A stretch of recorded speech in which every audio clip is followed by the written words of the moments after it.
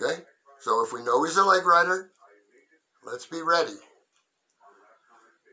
And even if we're not aware of it, we should know right away. And we should go into a, kind of a blocking mode, right away.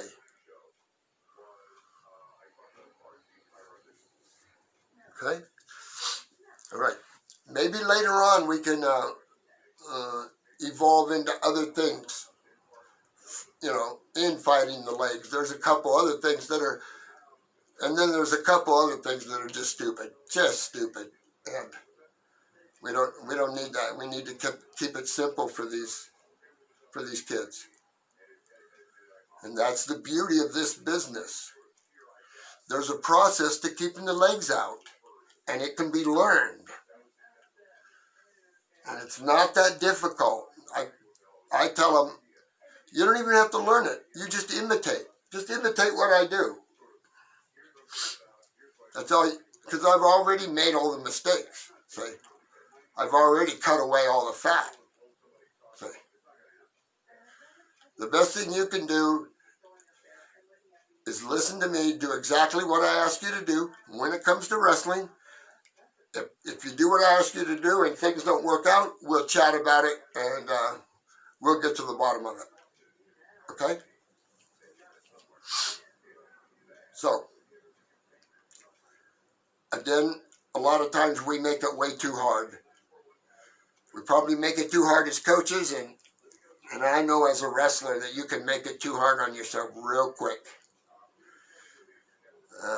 And again, this is what I'm all about, because I kind of had to survive my whole career too, So I've developed strategies and attitudes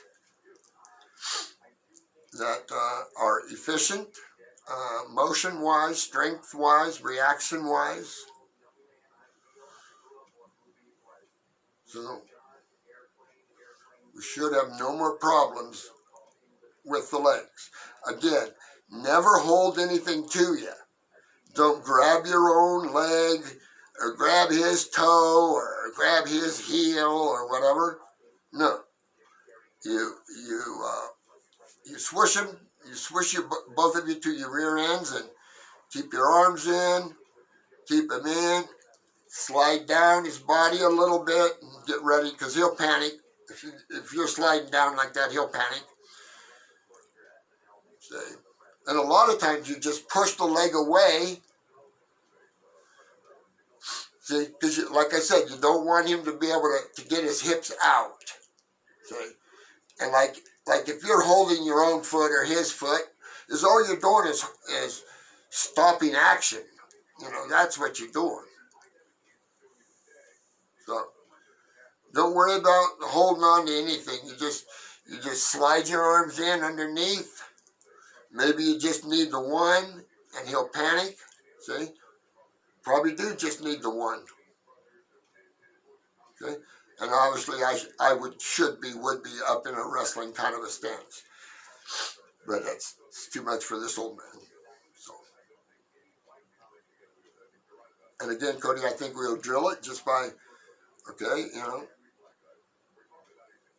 once we get rolling, I don't know, 30-second goes. But at first I would think, we want them, just like a lot of things, I want them to get comfortable with what we're doing and why we're doing it and how simple it is, and we don't need unforced errors, that's for sure. So, but I'm looking forward to Sunday, Code. We can have a good meeting. Okay, we'll go back. See, because I'm doing two different series right now. With you guys on YouTube, and then some other stuff with some local coaches. But, I think this is a good time right now. I don't know if my production guy would go for it, but I didn't do a very good job of introducing, basically introducing my dad's legacy here at the high school. I think he spent about 35 years here, and If he retired in '03 or something, I'm not sure, but anyway, in that time span, he won 7 state titles, and he was a runner-up 7 times in the state of Oregon, in middle to bigger schools, let's say. But we didn't really get rolling there at the high school until about 1980,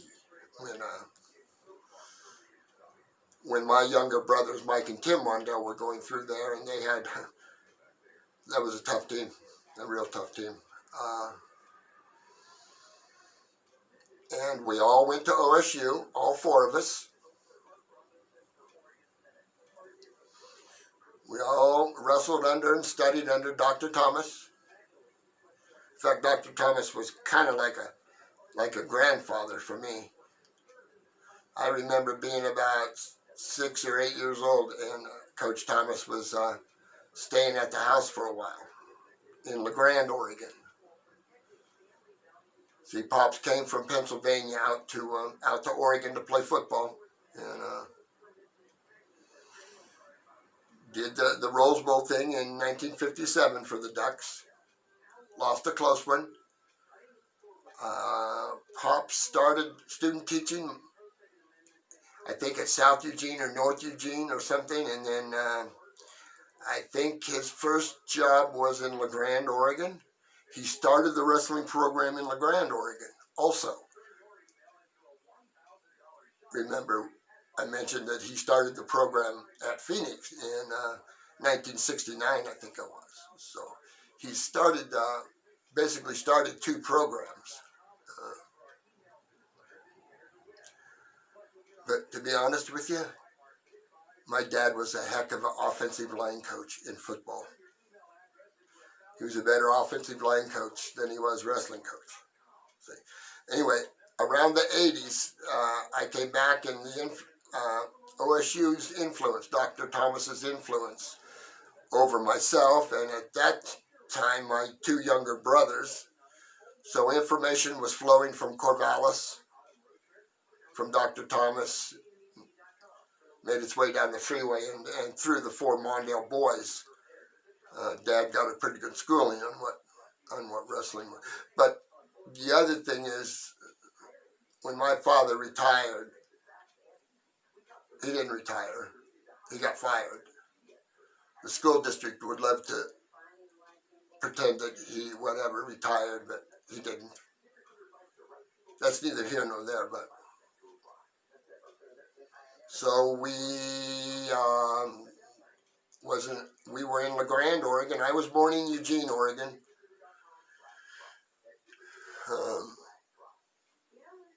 Dad got a job in LeGrand, so we spent 5 or 6 years in LeGrand, Oregon, and then Dad moved on we moved to Minnesota for 4 years. And in that time, I was trained by one of the Hazewinkle boys. I think it's Jim and Dave Hazewinkle. Anyway, when I was there, it was we trained at St. Cloud State, and it was the beginning of the Minnesota Storm, the Greco-Roman group. See, the Hazewinkles were Greco-Roman wrestlers. They were among our first American great Greco-Roman wrestlers. I think the boys were twins. The dad and the uncle were twins, and then they had a boy that wrestled, I don't know, somewhere, but was real powerful and might still be having a senior career. But if you guys don't know Jim and Dave Hazewinkle, you need to Google them also. Anyway, we spent 4 years in snowy, cold Minnesota. We played hockey, but it was too much for Mom and Dad, so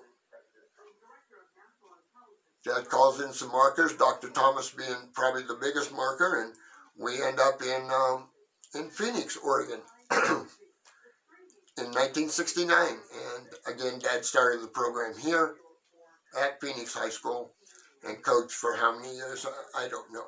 But obviously mentored thousands of young men and women. So that's a pretty good history of my family. So I want to show one more thing. It's this business of how to defend the legs. Okay? Now, somebody shoots on us. Let's say just for the heck of it. I forgot to put that OSU thing up there. Oh well. All right. Anytime anybody attacks us, grabs our one leg, two legs, whatever it is, okay, we immediately go into defensive mode, obviously. Okay? Now, what does that mean? To the Phoenix kids, it means hips down hard, okay? Down on the head, hips down hard, down on the head, hips down hard. And this is what I say. Do not let it get any worse than how it starts out. Okay? Do not let this situation get any worse than how it starts out. Okay? And that also means that I do not do anything that relinquishes my heavy, tough hips or my down on the head, down on the back of the head. Okay? I'm going to have mega hip pressure down on the back of his head or shoulders or whatever it is. And you do not do anything that relinquishes that leverage that you have on him. That means there's no body wraps, there's no freestyle tilts, there's nothing until we're completely out of trouble. And you don't do anything until we're completely out of trouble. Okay? That means I stay down until I'm completely out of trouble, and then I can go wrestle. Once we've defended these legs, however it starts out, don't let it get any worse than how it starts out. The only thing that might help is Brock used to do this a lot. Brock Gutches. But push or hold those knees or push them away or whatever they do. I think that's okay. But we still have to make sure that we're keeping maximum pressure down with our hips. Okay? And if he's driving us out of bounds, and unless we're gonna do something spectacular, just let him drive you out of bounds. Don't dig your toes in. Probably shouldn't dig your toes in until we're probably completely out of trouble. And then obviously we have to curl our toes and go.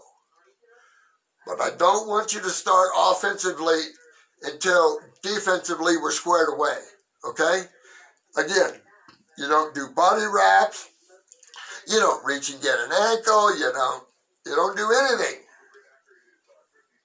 But hard on the head. Hips down hard on the back of his shoulders or wherever it is. Keep mega pressure down until you're completely out of trouble. Okay? And then you go to wrestling, whatever that means. A lot of times it means spinning or snapping and spinning. That's another thing I wanted to go over maybe tomorrow, maybe tonight. Okay? I know it's not as flashy,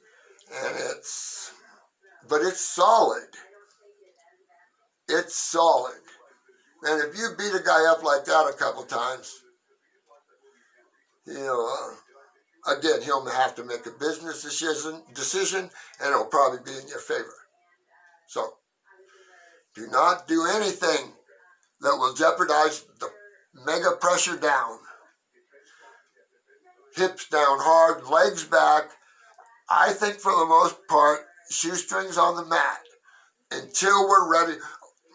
Unless you may have to do something, between defending and wrestling, where you might dig your toes in or something, but don't ever help him by digging your toes in.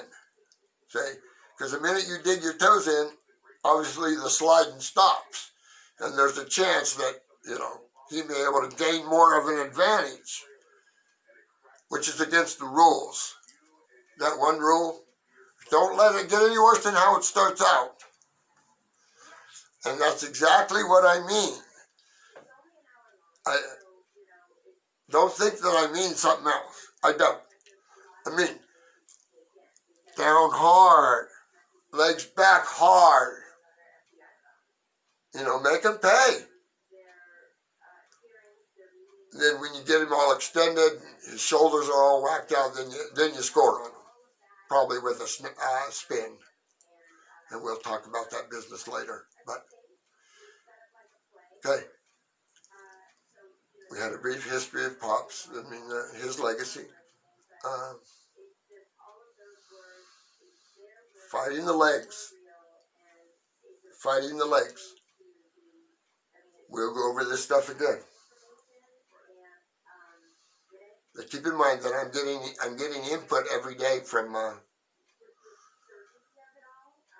the past pirate wrestlers that are contributing to this series for the most part. Sean Willis, Ronnie Thompson, Joey Hutchinson, Cody Lindsay, Coach Lindsay. So, and Cody, as far as like lessons plans or daily whatevers, I could draw something up, but we could talk about that later.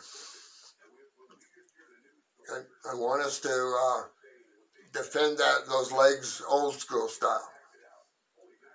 Yeah, old school. Don't do any of that fancy stuff. Don't do any of it. Just put as much pressure on him as you can. Sometimes they tell you to turn your hand like that. Whatever you need to do to get pressure on his head. And if you do those two things, pressure hard on the head and hips down hard, it won't take you long before you're ready to go offensive on him. Because he's probably all out of position. So, anyway. So, we scratch the surface of the legs, keeping them in, if they come in, what to do, what not to do. See? Okay? What else? What else do we go over? Defending the legs, don't let it get any worse than how it starts out. Okay? I think that'll be good for now. Those two things are important. Again, those are survival skills. So, simple, down-to-earth technique. And as all it is, it's nothing special. It's just a special look at things. That's all. All right. Until we meet again. Thanks for stopping by. Bye for now.